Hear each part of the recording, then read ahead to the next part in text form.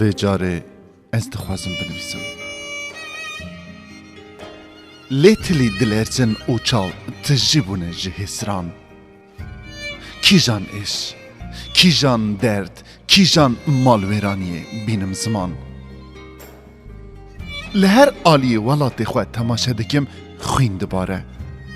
خوین هر آلیه که بناوه که جدا دباره لی خوین هر خوینه اره دلرزن تلی او ناخوازن از بنویسم از جکرمانشا او خوی و گوتول دست پی بکم رجان دنا خوینه بناوه ارد هجه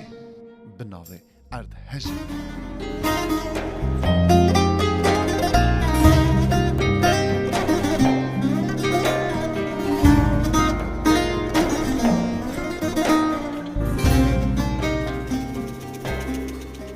هجیا ارد سارو جمدی کلیا دل دایگن کذب شوتی قیرین رابو جکرمان شاه نالین کتا دل گوتول او خوی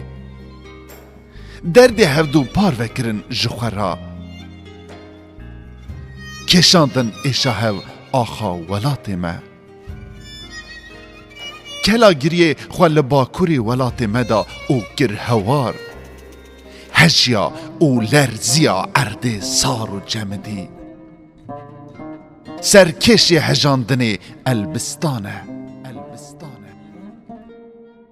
سرکش مرشه باجار به باجار ملدان هف او هجیان افرینا دل تشی جکل او درد نکاری خواه او ده سرا زفستانه ده حرکین خسته لاشه خواه او هجیا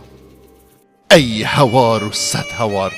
ای هوار و ست هوار بلند بو هوار دایکان جبو لاندگین خواه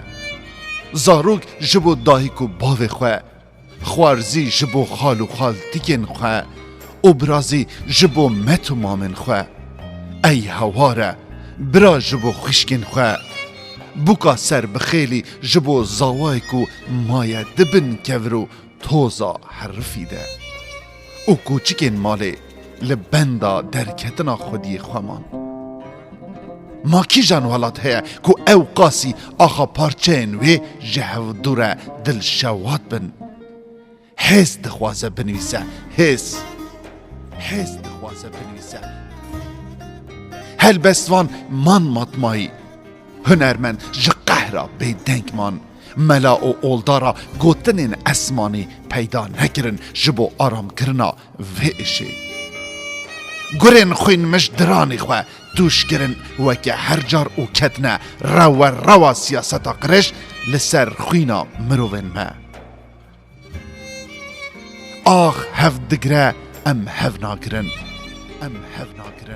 آخ دکله لی ام فدی ناکن آخ دگری ام جهو دوره بیران دکولن امن یم به خودی و به کس ایدی بسه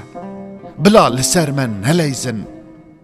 ایدی دم هاتیکو ام بخواه به شیار رجاندنا خوینا خواه بگیرن